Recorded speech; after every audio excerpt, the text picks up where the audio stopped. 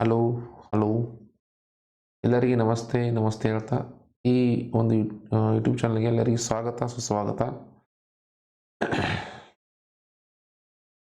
ನಾವು ಈ ಚಾನಲ್ನಲ್ಲಿ KRTETಗೆ ಸಂಬಂಧಪಟ್ಟಂತೆ ಎಲ್ಲ ಫ್ರೀ ಕ್ಲಾಸಸ್ಗಳನ್ನು ಪ್ರೊವೈಡ್ ಮಾಡ್ತಾ ಇದ್ದೀವಿ. ಇದು ಹಿಂದೆ ಒಂದು ವಿಡಿಯೋ ಆಗಿದೆ, ಇದು ಎರಡನೇ ವಿಡಿಯೋ ಅಂತ ಪ್ರಗತಿಯಲ್ಲಿದೆ. ಇಲ್ಲಿ ನೋಡ್ರಿ, ಇಲ್ಲಿ ಫಸ್ಟ್ ಆಫ್ ಆಲ್ ನಾವು ಇಂಗ್ಲೀಷ್ ಆಮೇಲೆ KRTETಗೆ ಸಂಬಂಧಪಟ್ಟಂತೆ ಹಿಸ್ಟ್ರಿ ಕ್ಲಾಸ್ಗಳನ್ನು ಇಲ್ಲಿ ಪ್ರೊವೈಡ್ ಮಾಡ್ತೀವಿ. ಆಮೇಲೆ ಇಂಗ್ಲೀಷ್ ಕ್ಲಾಸ್ಗಳನ್ನು ಸೀರೀಸ್ ವೈಸ್ ಬರ್ತಾ ಇರ್ತವೆ. ನೋಡ್ರಿ, ಹಿಸ್ಟ್ರಿ ಕ್ಲಾಸಿಗೆ ಸಂಬಂಧಪಟ್ಟಂತೆ ನೋಡಿದಾಗ ಇದು 6ನೇ ತರಗತಿಗೆ ಸಂಬಂಧಪಟ್ಟಂತೆ 2ನೇ ಅಧ್ಯಾಯವಾಗಿದೆ.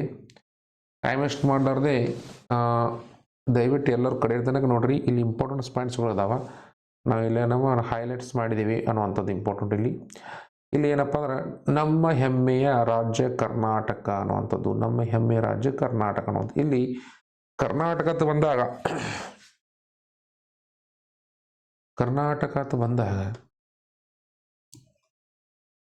ಕರ್ನಾಟಕದಲ್ಲಿ ಆಡಳಿತ ವಿಭಾಗಗಳು ಅಂತ ಬರ್ತದೆ. ಇಲ್ಲಿ ನೋಡ್ರಿ, ನಮ್ಮ ನಾಡು ಕರ್ನಾಟಕ, ನಮ್ಮ ರಾಜ್ಯಕ್ಕೆ ಸುಮಾರು 2000 ವರ್ಷಗಳ ಚರಿತ್ರೆ ಇದೆ ಅನ್ನುವಂಥದ್ದು ಇಂಪಾರ್ಟೆಂಟ್. ಇಲ್ಲಿ ನಮಗೆ 2000 ವರ್ಷಗಳ ಚರಿತ್ರೆ ಇದೆ ಅನ್ನುವಂಥದ್ದು ಇಂಪಾರ್ಟೆಂಟು.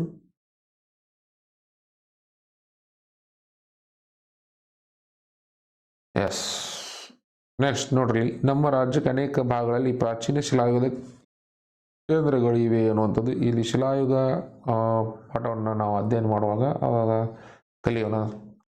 ಇಲ್ಲಿ ಬ್ರಿಟಿಷರ ಆಡಳಿತ ಕಾಲದಲ್ಲಿ ವಿವಿಧ ಜಿಲ್ಲೆಗಳನ್ನು ರೂಪಿಸಲಾಯಿತು ಅನ್ನುವಂಥದ್ದು. ಅನೇಕ ಸಂದರ್ಭಗಳಲ್ಲಿ ಜಿಲ್ಲಾ ಕೇಂದ್ರಗಳು ಬದಲಾವಣೆಗಳಾದವು ಅನ್ನುವಂಥದ್ದು.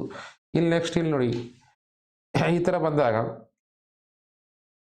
ಮುಖ್ಯವಾಗಿ ನಾವು ಕಂದಾಯ ವಿಭಾಗಗಳನ್ನು ಮಾಡ್ತೀವಿ. ಕರ್ನಾಟಕವನ್ನು 4 ಕಂದಾಯ ವಿಭಾಗಗಳನ್ನಾಗಿ ವಿಂಗಡಿಸುತ್ತೇವೆ. ಇಂಪಾರ್ಟೆಂಟು ಅವು ಯಾವಪ್ಪ ಅಂದ್ರೆ ಇಲ್ಲಿ ನೋಡ್ರಿ, ಕಲಬುರಗಿ ವಿಭಾಗ, ಬೆಳಗಾವಿ ವಿಭಾಗ ಮತ್ತು ಬೆಂಗಳೂರು ವಿಭಾಗ ಮತ್ತು ಮೈಸೂರು ವಿಭಾಗ ಅಂತ ನಾವು ಇಲ್ಲಿ ವಿಭಾಗನ ಮಾಡ್ತೀವಿ ಅನ್ನುವಂಥದ್ದು ಇಂಪಾರ್ಟೆಂಟು. ಫಸ್ಟ್ ಆಫ್ ಆಲ್ ಇಲ್ಲಿ ನೋಡ್ರಿ, ಇಲ್ಲಿ ಬೆಳಗಾವಿ ವಿಭಾಗದಲ್ಲಿ ಎಷ್ಟು ಜಿಲ್ಲೆಗಳು ಬರ್ತಾವ ಅಂತ 1 2 3 4 5 6 7 ಜಿಲ್ಲೆಗಳನ್ನು ಬರ್ತಾವ. ಆಮೇಲೆ ಇಲ್ಲಿ ಕಲಬುರಗಿ ವಿಭಾಗದಲ್ಲಿ 7 ಜಿಲ್ಲೆಗಳು ಬರ್ತಾವ ಅನ್ನೋದು ಇಂಪಾರ್ಟೆಂಟು. ಹೊಸದಾಗಿ ಜಿಲ್ಲೆ ಆಗಿರುವಂಥ ವಿಜಯನಗರ ಜಿಲ್ಲೆಯಲ್ಲಿ ನಾವು ಕಾಣ್ತೀವಿ. ಬಳ್ಳಾರಿಯನ್ನು ಹೊಡೆದು ಒಂದು ವಿಜಯನಗರ ಜಿಲ್ಲೆಯನ್ನು ಮಾಡಲಾಯಿತು.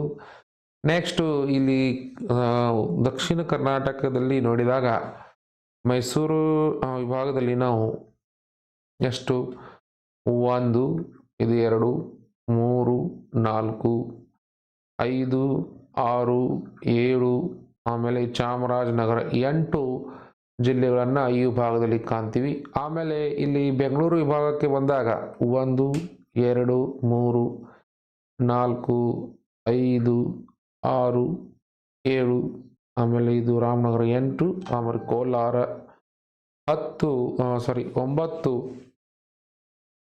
9 ಜಿಲ್ಲೆಗಳನ್ನು ನಾವಿಲ್ಲಿ ಕಾಣ್ತೀವಿ ಅನ್ನುವಂಥದ್ದು. ಹಾಗಾಗಿ ಇದು ಕೇಳಿದ ಉದಾಹರಣೆಗಳಿವೆ.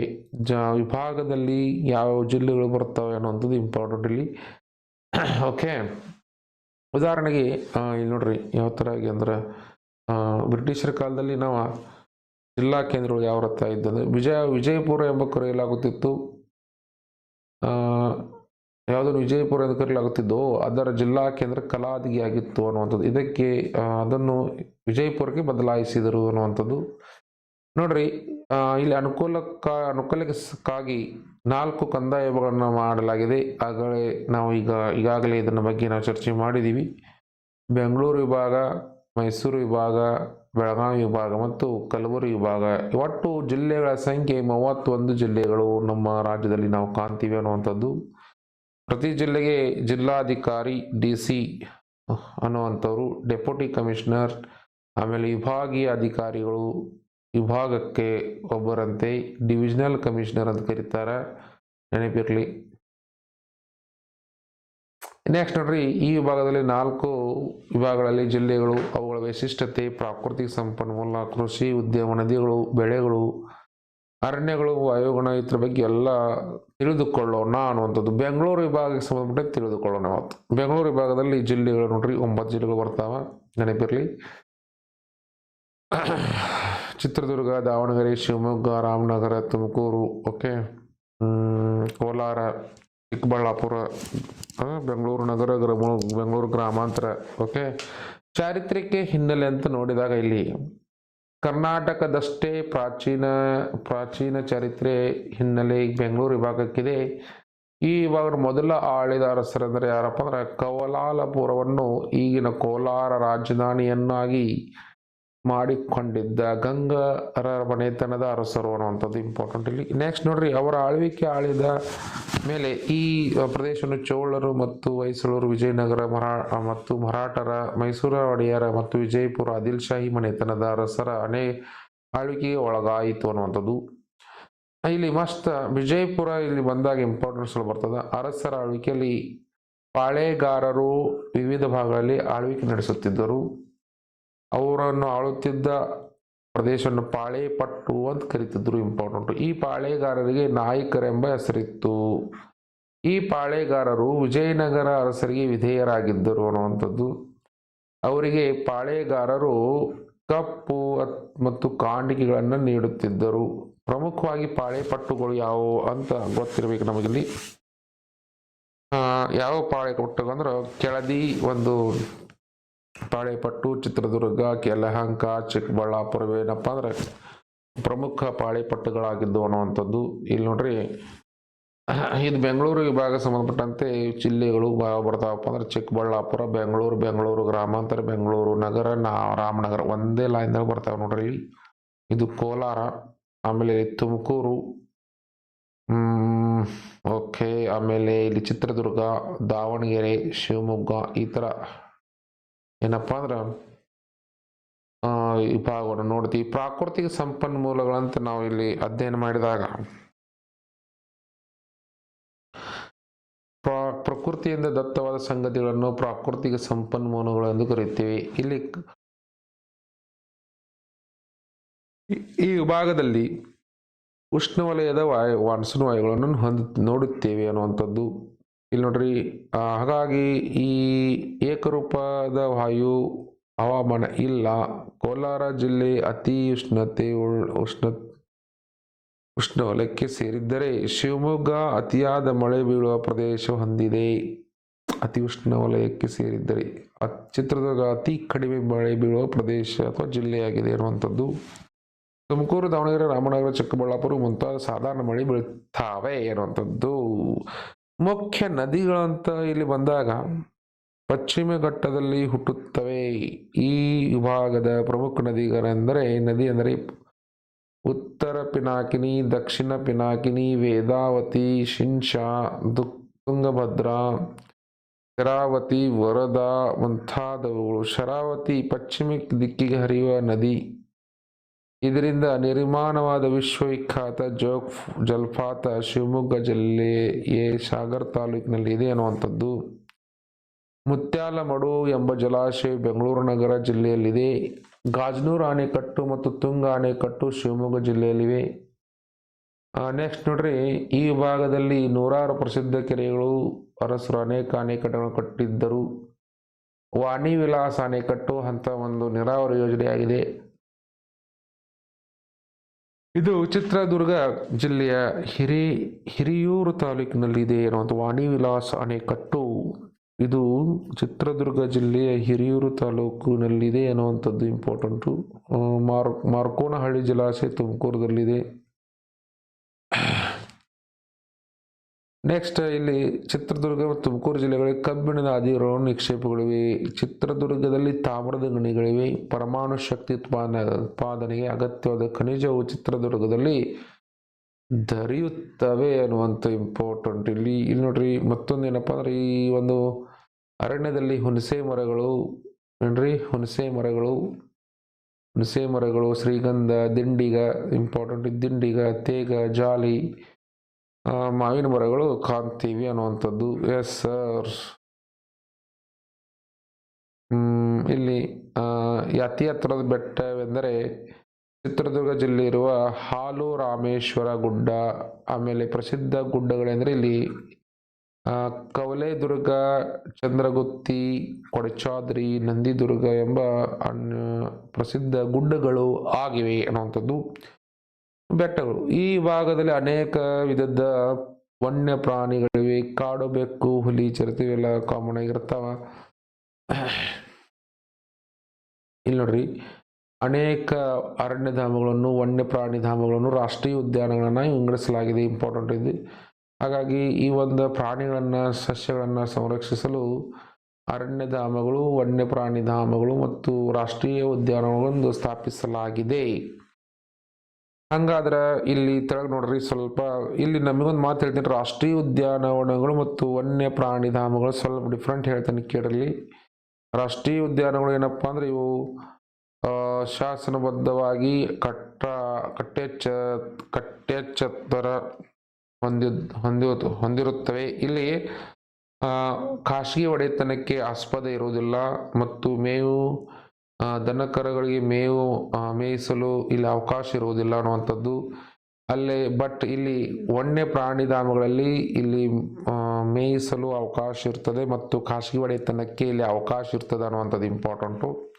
ಅರಣ್ಯಧಾಮಗಳು ಇವೇನಪ್ಪ ಅಂದ್ರೆ ಇದಕ್ಕಿಂತ ಚಿಕ್ಕದಾಗಿರುತ್ತವೆ ಅನ್ನುವಂಥದ್ದು ಇಂಪಾರ್ಟೆಂಟ್ ಇಲ್ಲಿ.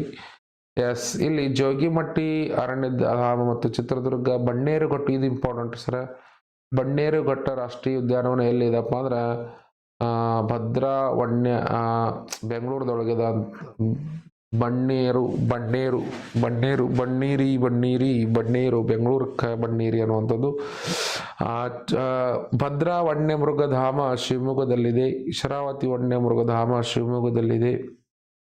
ಶೆಟ್ಯಾಳಿ ವನ್ಯ ಮೃಗಧಾಮ ಶಿವಮೊಗ್ಗದಲ್ಲಿದೆ. ಗುಡುವಿ ಪಕ್ಷಿಧಾಮ ಶಿವಮೊಗ್ಗದಲ್ಲಿದೆ. ಮಂಡಗದ್ದೆ ಪಕ್ಷಿಧಾಮ ಶಿವಮೊಗ್ಗ ಜಿಲ್ಲೆಯಲ್ಲಿದೆ ಅನ್ನುವಂಥದ್ದು. ಕಗ್ಗಲಡು ಪಕ್ಷಿಧಾಮ ತುಮಕೂರು, ಇಂಪಾರ್ಟೆಂಟ್ ರೀ. ಇವೆಲ್ಲ ಪಕ್ಷಿಧಾಮಗಳು ಹಿಂದಿನ CETಯಲ್ಲಿ ಕೇಳಿರುವಂಥ ಅಂಶವಾಗಿದೆ. ನಾಮದೇವರ ಬೆಟ್ಟ ರಣಹದ್ದು ಪಕ್ಷಿಧಾಮ, ಇಂಪಾರ್ಟೆಂಟ್ ರೀ. ಇದು ರಣಹದ್ದು ಪಕ್ಷಿಧಾಮ ರಾಮನಗರದಲ್ಲಿದೆ. ಜಯಮಂಗಲಿ ಕೃಷ್ಣಮೃಗ ವನ್ಯಧಾಮ ಎಲ್ಲಿದೆಪ್ಪ ಅಂದ್ರೆ ತುಮಕೂರದಲ್ಲಿದೆ ಅನ್ನುವಂಥದ್ದು ಇಂಪಾರ್ಟೆಂಟ್. ಇಲ್ಲಿ ನೋಡ್ರಿ, ಇಲ್ಲಿ ನಿಮಗೆ ತೋರಿಸ್ತೀನಿ ಒಂದು ನಿಮಿಷ. ಇಲ್ಲಿ ನೋಡ್ರಿ, ಇದೇನಪ್ಪ ಅಂದ್ರೆ ಕೃಷ್ಣ ಮೃಗಗಳು ಅಂತ ಕರೀತಾರೆ. ಇದನ್ನ ಕೃಷ್ಣ ಮೃಗಗಳು ಅಂತ ಕರೀತಾರೆ. ಇಲ್ಲಿ ನೋಡ್ರಿ, ಇದಕ್ಕೆ ಬ್ಲ್ಯಾಕ್ ಬಕ್ ಅಂತ ಇಂಗ್ಲಿಷ್ನಲ್ಲಿ ಕರೀತಾರೆ. ಇದು ಕೃಷ್ಣ ಮೃಗ. ಇದು ಎಲ್ಲಿದೆಪ್ಪ ಅಂದ್ರೆ ವನ್ಯ ಮೃಗಧಾಮ ಎಲ್ಲಿದೆಪ್ಪ ಅಂದ್ರೆ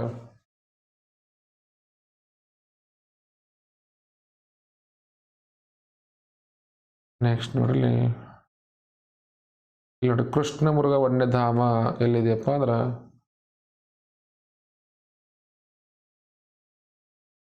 ತುಮಕೂರದಲ್ಲಿದೆ. ಇದು ನೋಡ್ರಿ, ಏನಪ್ಪಾ ಅಂದ್ರೆ ಕೃಷ್ಣ ಮೃಗಗಳು ಕಾಣ್ತಾ ಇದೆ ಅಂತ ತಿಳ್ಕೊತೀನಿ.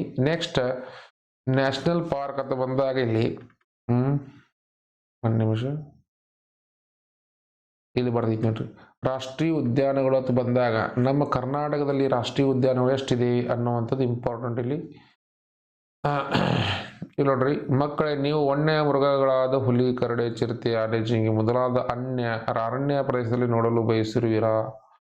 ಇದೇನು ಪಕ್ಷಿದ ಭೇಟಿ ನೀಡಿ ಅನ್ನುವಂಥದ್ದು. ಇಲ್ಲಿ ನೋಡ್ರಿ, ನ್ಯಾಷನಲ್ ಪಾರ್ಕ್ ಇನ್ ಕರ್ನಾಟಕ ಅಂತ ಬಂದಾಗ 5 ನ್ಯಾಷನಲ್ ಪಾರ್ಕ್ಗಳನ್ನ ಕಾಣ್ತೀವಿ, ರಾಷ್ಟ್ರೀಯ ಉದ್ಯಾನಗಳನ್ನ ಕಾಣ್ತೀವಿ. ಔಷಿ ರಾಷ್ಟ್ರೀಯ ಉದ್ಯಾನವನ ಅನ್ನುವಂಥದ್ದು,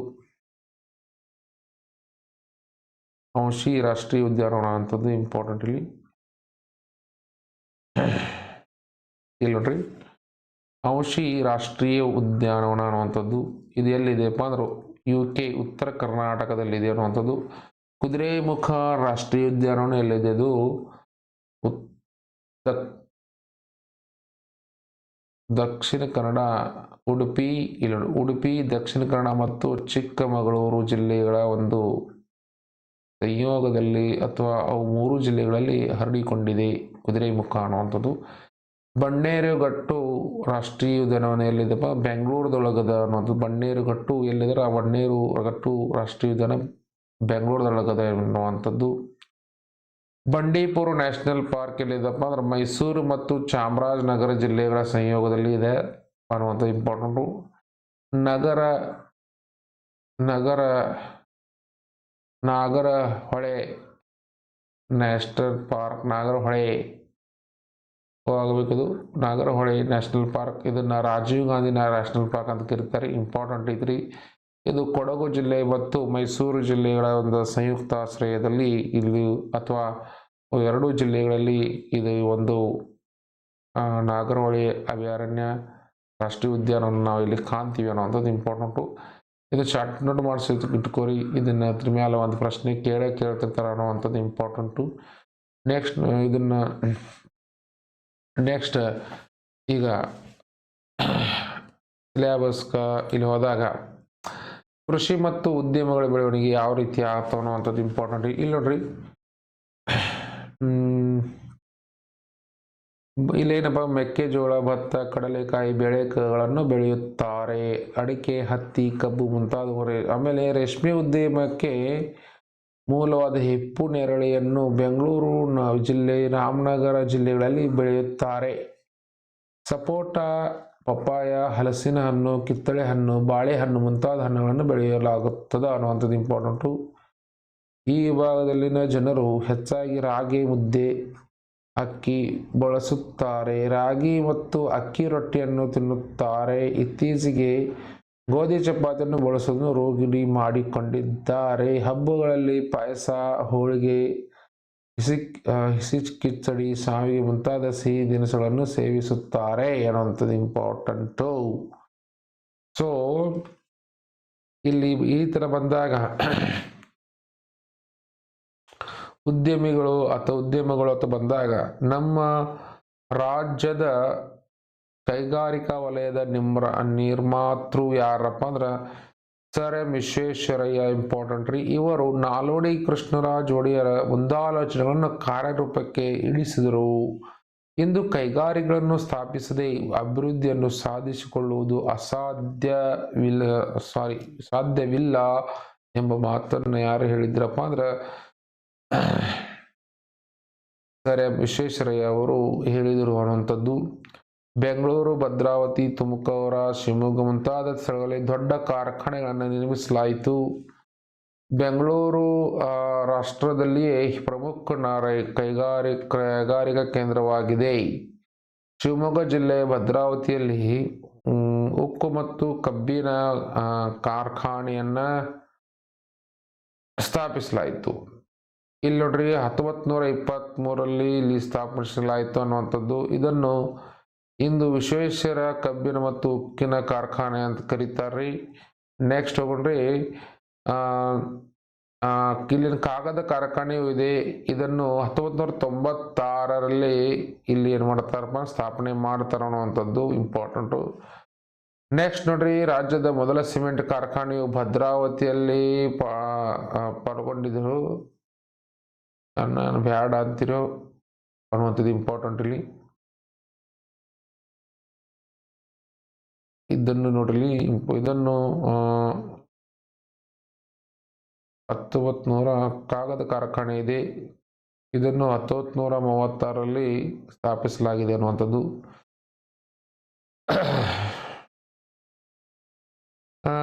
ಸಿಮೆಂಟ್ ಕಾರ್ಖಾನೆಯು ಭದ್ರಾವತಿಯಲ್ಲಿ ಸ್ಥಾಪನೆಗೊಂಡಿದೆ. ಇದು ತುಮಕೂರು ಜಿಲ್ಲೆ ಅಮ್ಮಸಂದ್ರದಲ್ಲಿ ಬಿರ್ಲಾ ಕಂಪನಿ ಸಿಮೆಂಟ್ ಕಾರ್ಖಾನೆ ಇದೆ ಅನ್ನುವಂಥದ್ದು ಇಂಪಾರ್ಟೆಂಟು. ಬೆಂಗಳೂರು ಮಾಹಿತಿ ತಂತ್ರಜ್ಞಾನ, ಜೈವಿಕ ತಂತ್ರಜ್ಞಾನ ಉದ್ಯಮಿಗೆ ಪ್ರಸಿದ್ಧವಾಗಿದೆ. ಕೈಗಾರಿಕೆಗಳು ಉದ್ಯಮದ ಮೂಲಗಳಾಗಿವೆ ಅನ್ನುವಂಥದ್ದು. ಇಲ್ಲಿ ನೋಡ್ರಿ, ದೇಶದಲ್ಲಿ ಕರ್ನಾಟಕ 2ನೇ ಸ್ಥಾನದಲ್ಲಿದೆ ಅನ್ನುವಂಥದ್ದು. ಬಟ್ಟೆ ರಫ್ತು ವ್ಯಾಪಾರದಲ್ಲಿ ಇಂಪಾರ್ಟೆಂಟ್ ಕೇಳುವಂಥ ಸಾಧ್ಯತೆ. ಇವಾಗ ದೊಡ್ಡಬಳ್ಳಾಪುರ, ಆನೇಕಲ್ ಮುಂತಾದ ನಗರಗಳಲ್ಲಿ ಸರ್ಕಾರದ ಸಿದ್ಧ ಉಡುಪಿನ ಪಾರ್ಕ್ಗಳನ್ನು ಸ್ಥಾಪಿಸಿದೆ. ಬೆಂಗಳೂರಿನಲ್ಲಿ ವಿಮಾನ ಕಾರ್ಖಾನೆ, ಎಲೆಕ್ಟ್ರಾನಿಕ್ಸ್, ಮಾಹಿತಿ ತಂತ್ರಜ್ಞಾನ, ಜೈವಿಕ ತಂತ್ರಜ್ಞಾನ ಉದ್ಯಮಗಳು ಕಾರ್ಯನಿರತವಾಗಿವೆ. SR.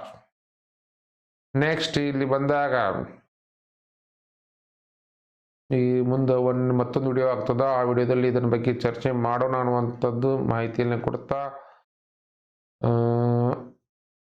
1 ನಿಮಿಷ ಭಾಳ ಉದ್ದ ಆಗ್ತದ. 1 ನಿಮಿಷ ಎಸ್ ಇರಲಿ. ಎಸ್ ಇಲ್ಲಿ ಮಠ ಹೇಳಲಾಗಿದೆ.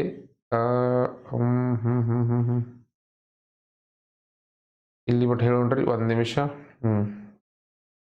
ಇಲ್ಲಿ ಬಂದಾಗ ಕಲೆ ಮತ್ತು ಸಾಹಿತ್ಯ, ಜಾನಪದ, ನಾಟಕ, ನೃತ್ಯಗಳು ಬಂದಾಗ ಇಲ್ಲಿ ಸಾಹಿತ್ಯ ಅಪಾರ ಕೊಡುಗೆ ನೀಡಲಾಗಿದೆ. ಅಕ್ಕ ಮಹಾದೇವಿ ವಲ್ಲಭ ಪ್ರಭುಗಳು ಶಿವಮೊಗ್ಗ ಜಿಲ್ಲೆಯ ಬಳ್ಳಿಗಾವೆಗೆ ಸೇರಿದವರು. ಇಂಪಾರ್ಟೆಂಟ್ ರೀ, ಇದು ಇಂಪಾರ್ಟೆಂಟ್ ಇದ್ರಿ. ಅದೇ ರೀತಿಯಾಗಿ ದಾಸ ಪರಂಪರೆಗೆ ಹೆಸರಾದ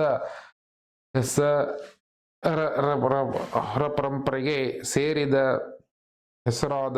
ಶ್ರೀ ಪಾದರಾಯರು ಮುಂತಾದವರು ಬೆಂಗಳೂರು ವಿಭಾಗಕ್ಕೆ ಸೇರಿದವರು. ಇಂಪಾರ್ಟೆಂಟು. ಇಲ್ಲಿ ನೋಡ್ರಿ, ಇವರೆಲ್ಲರೂ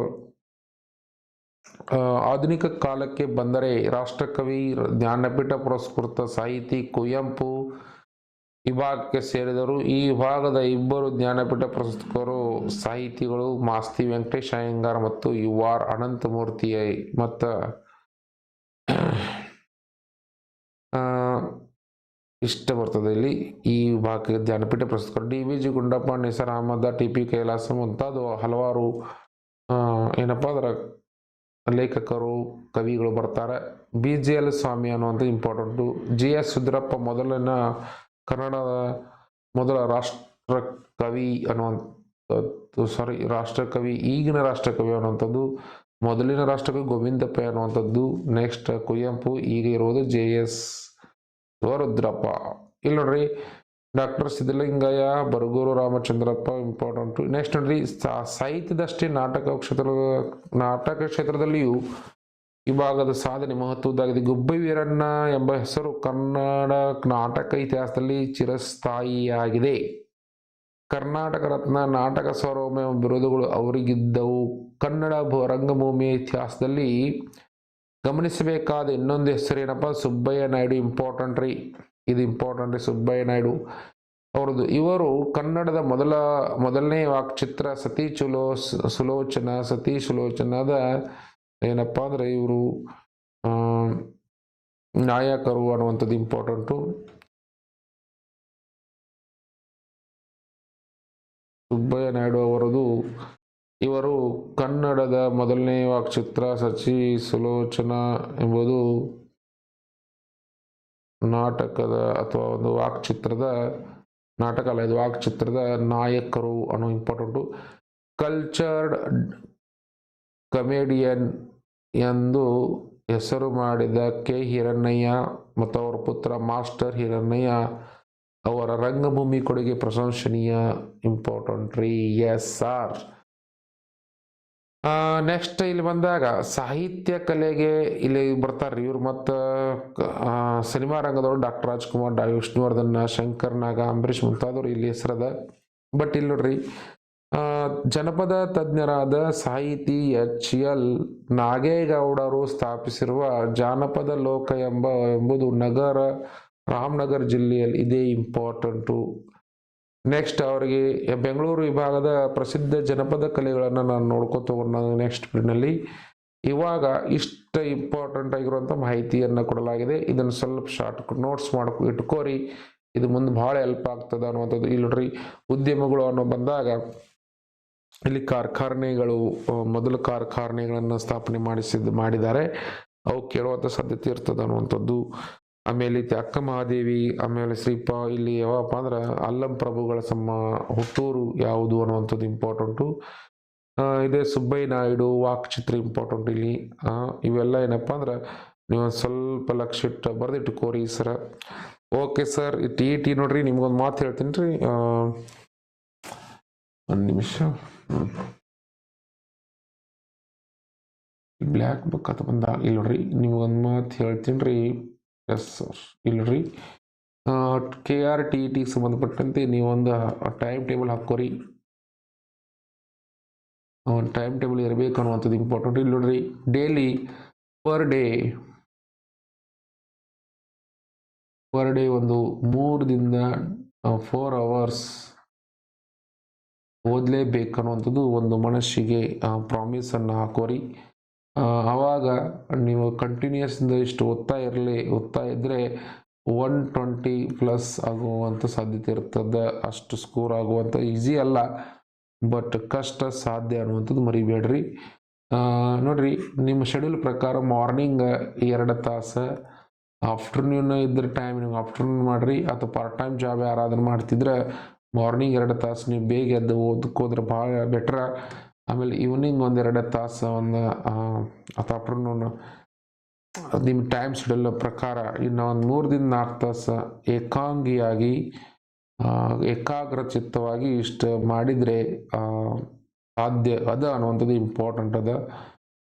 ಓಕೆ ಸರ್, ಈ ಒಂದು ವಿಡಿಯೋದಿಂದ ನೀವೇನಾದರೂ ಕಲ್ತಿದ್ರೆ ಲೈಕ್, ಶೇರ್, ಸಬ್ಸ್ಕ್ರೈಬ್ ಮಾಡಕ್ಕೆ ಮರಿಬೇಡ್ರಿ ಸರ್ ಅಂತ ಹೇಳ್ತಾ ಈ ವಿಡಿಯೋನ ಇಲ್ಲೇ ಮುಗಿಸ್ತಾ ಇದ್ದೀನಿ. ಜೈ ಹಿಂದ್, ಜೈ ಕರ್ನಾಟಕ ಮಾತೆ. Thank you.